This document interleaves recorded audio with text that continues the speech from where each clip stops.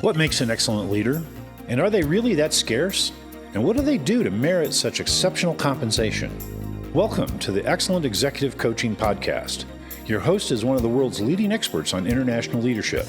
She's a master certified coach and facilitates a mastermind for CEOs of international companies. She's the author of 3 books, Abrasive Leaders, Global Nomadic Leaders, and Managing Brilliant Jerks. She has worked with Nestle, Novartis, and even the United Nations. She's especially good at helping executives fast track to the C-suite.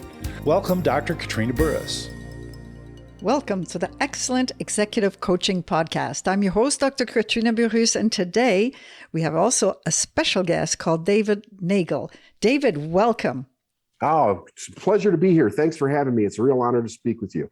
Thank you, David. And you had a unique experience of being embezzled for $5 million in your company that took you from the top to the very, very zero bottom. So tell us, what was your learning from that experience and how did you bounce back? Well, yeah, so it was an incredible experience, and it was extremely frightening in the moment that it happened because I didn't see it coming. I woke up one day and I was on the phone with one of my business partners who said that another business partner had taken all the money out of our company. And not only did they take the money, but I found out that the data lists that we shared together to start this company, they actually owned them, meaning that I could no longer market to the people that I had built for several years on my list. And I'm like, how did this even happen? So I'm in shock at first. And then I sit down and figure out that the error, in fact, was mine. Like, I was the one that really started the ball rolling in this direction. And here was the reason why. It was a real dream of mine to work with the couple of people that we started this business with. And when I received the contract from their attorneys to sign the agreement on it, it was a pretty simple contract. It was actually quite basic, about 1.5 pages, 2 pages. And I read it myself and I was like, yeah, I agree to all that. And I signed it and sent it back to them. And at the same time, I'm thinking to myself, I don't need to pay my attorney $1,500 or whatever it was to read this. This is really basic. I can understand it. What I didn't realize at that time was that basically people see what they want to see. And I literally glanced over significant things that said if for any reason this business goes defunct, that they own all of the data lists. So explain DOS, because we have some European listeners. Yeah, it's a data list. So it is your email list, basically. It's the contact list. It's all the people that you're marketing to. So what we did was there were 3 of us that came together that we all brought our marketing lists to combine them, created one enormous list. And then we were doing business. We were marketing and advertising and selling to these people on this combined list. So the legal agreement said, if for any reason this business goes defunct, that they owned that list and I could no longer market to the people on that list. So the way that I read it was I couldn't market to their people, but what it actually stated was that they now owned my entire data list and I could no longer market to them. So not only did we lose the 5 million, but I lost all the people that I had collected over a period of 5 years actually, to be able to market to. So I had nobody to market to from my own company, and I couldn't market to their people. I literally had to start over from scratch with nobody in my data bank to be able to market or sell to. So what did you learn from this? And second, how did you bounce back? So what I learned from it was this. The first thing was I needed to contact my attorney, which I did. My attorney went and checked everything out. And then I had a meeting with him and he said to me, look, he said, here's the deal. He said, you can sue them. He said, you'll absolutely win the lawsuit. They took it. There's no question about it. They even admit that they took it.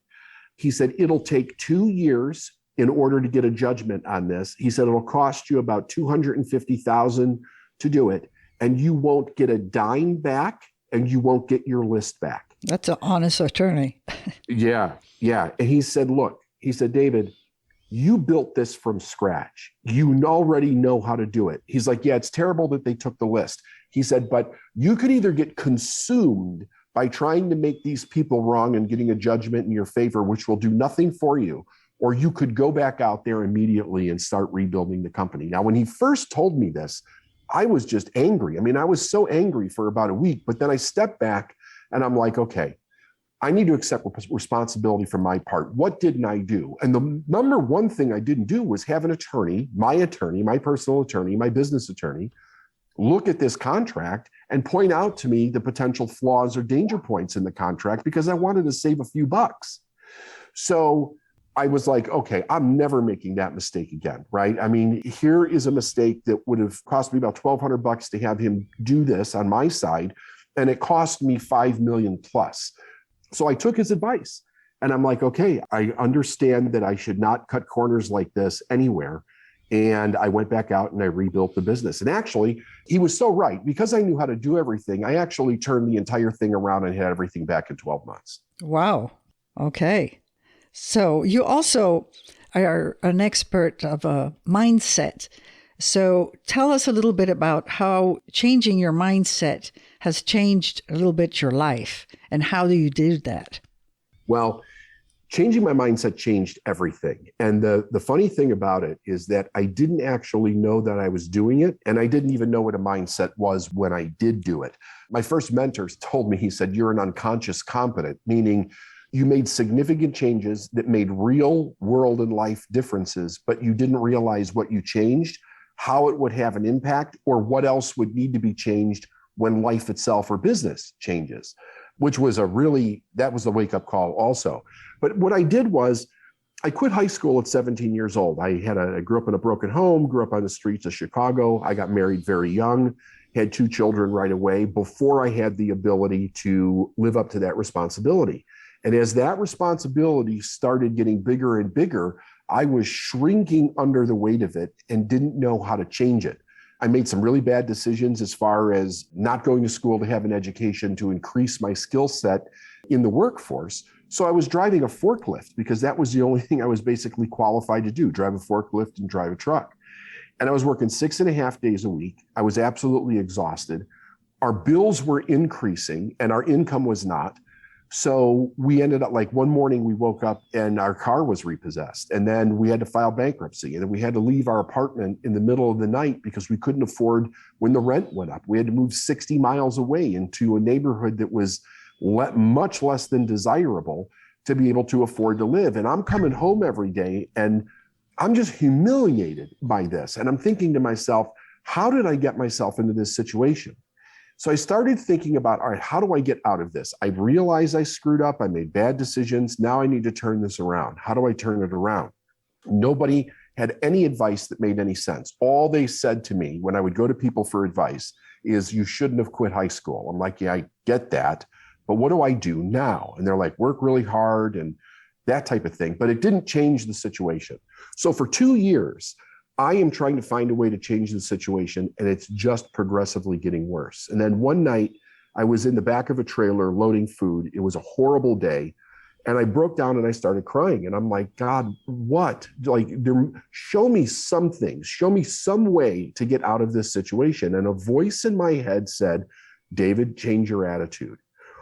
And I remember thinking at the time, it kind of woke me up. Like I got composure over myself. I stopped crying. I started thinking, and I thought, what does that mean? Change my attitude. What is an attitude? I don't even know what that is, let alone how do I change it?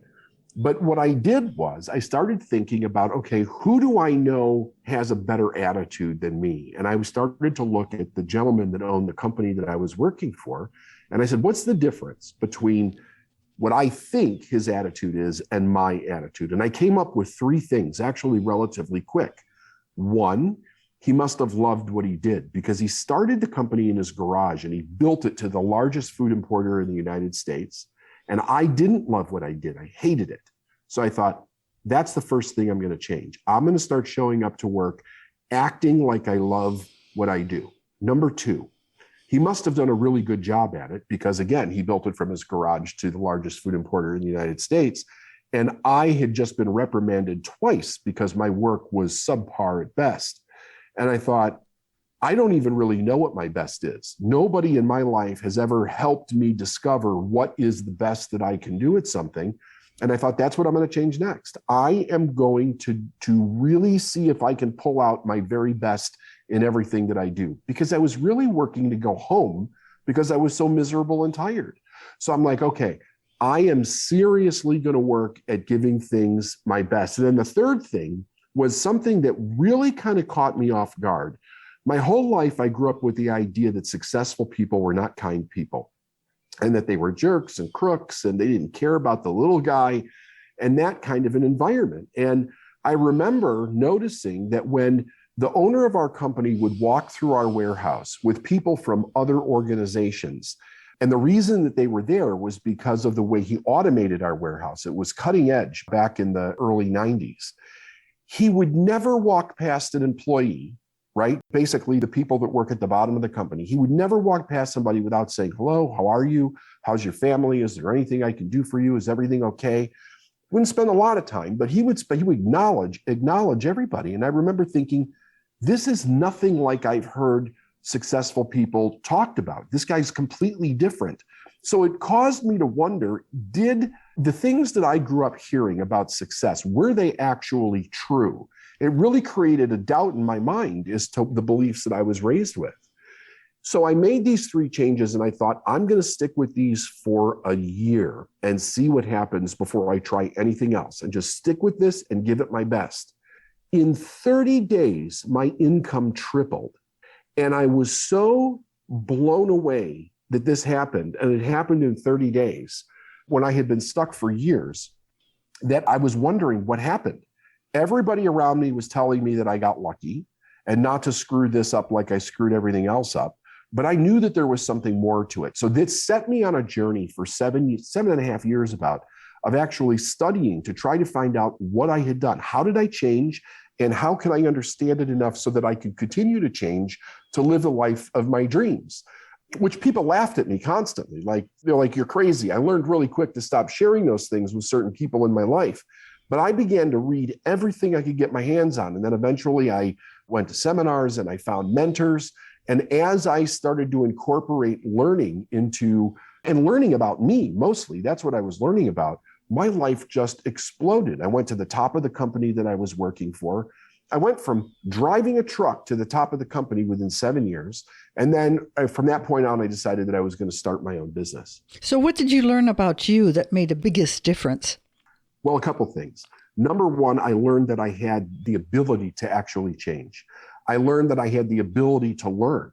See, one of the reasons I quit high school was because I did terrible in school my whole life, but nobody ever realized that I learned a bit different than other people did. So instead of teaching me and helping me with basic learning skills, I would get in trouble when I would come home with a bad report card. They would send me to my room and I'd have to stay there from one report card to another. And all they would tell me is, you need to study and get your grades up. But nobody taught me how to study. Nobody taught me how to retain information. Nobody was looking at what is he actually doing that's causing him not to be interested. So it just progressively got worse. I learned that I had the ability to be able to do that. I had the ability to be able to study, retain information, learn, and actually grow. And of course, it was something that I was tremendously interested in at the time. I also learned probably the most foundational but largest piece of value ever, and that's personal responsibility.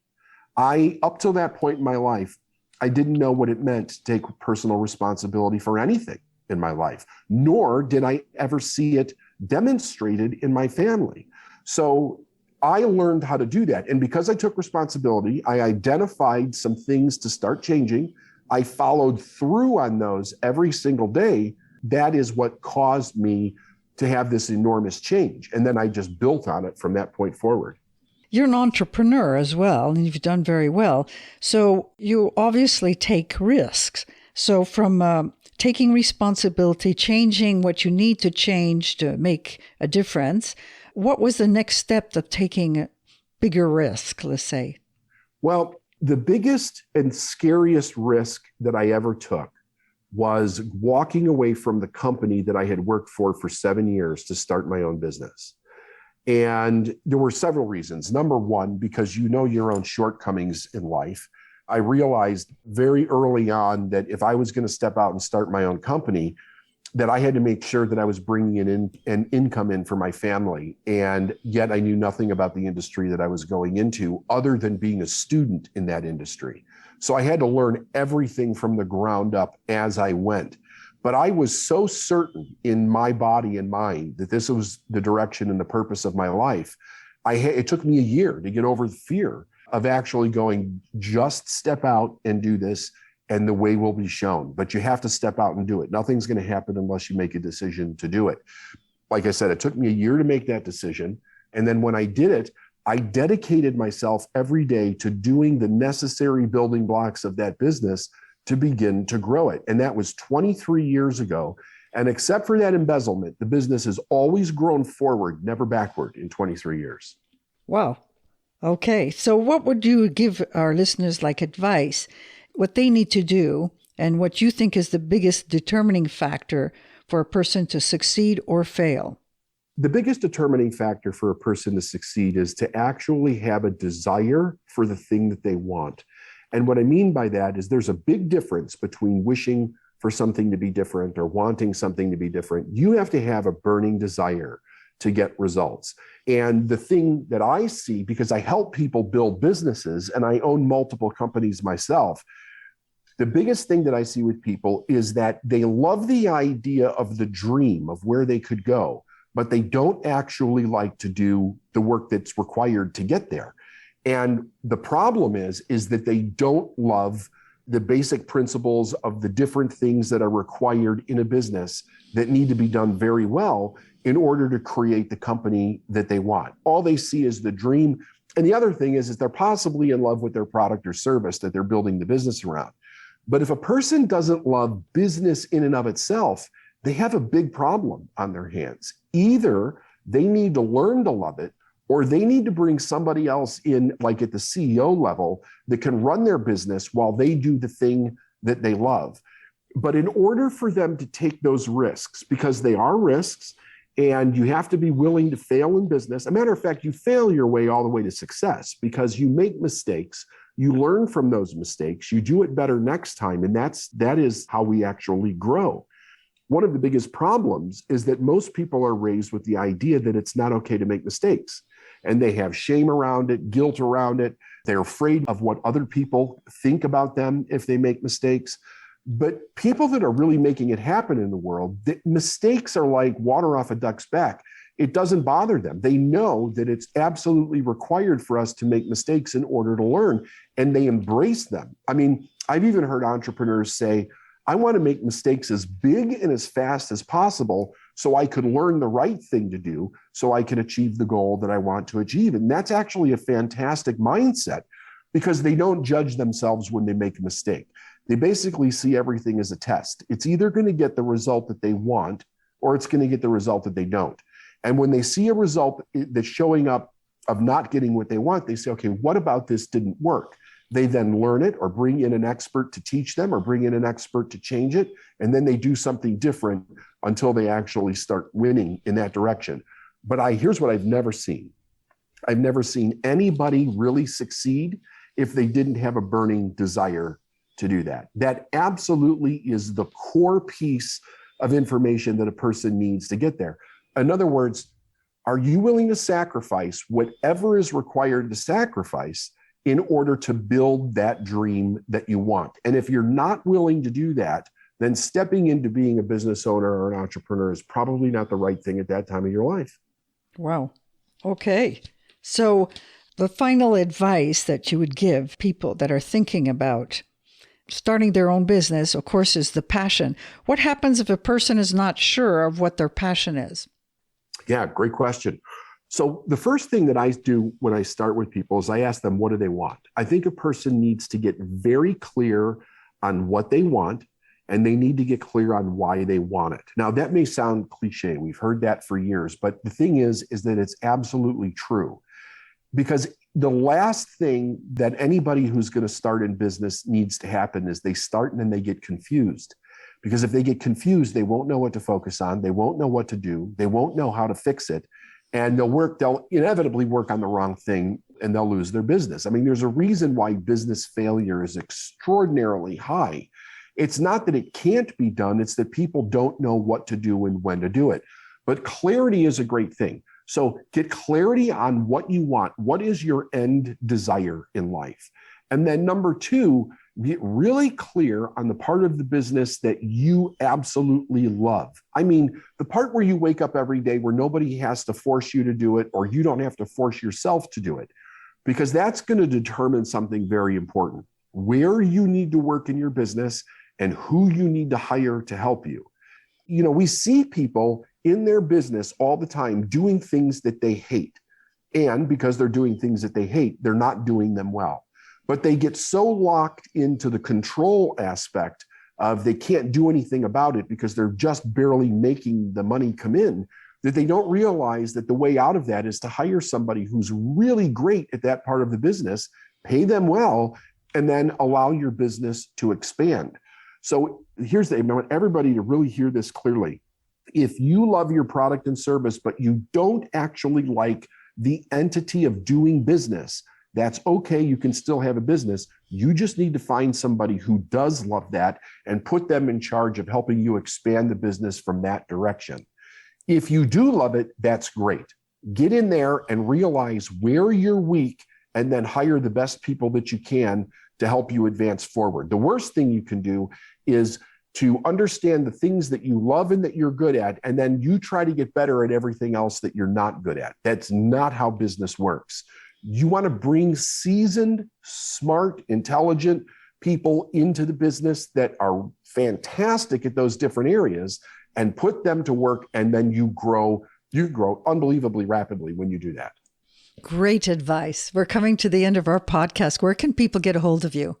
Well, one of the best things that they could do is they go to davidneagle.com. Last name is N as in Nancy, Eagle.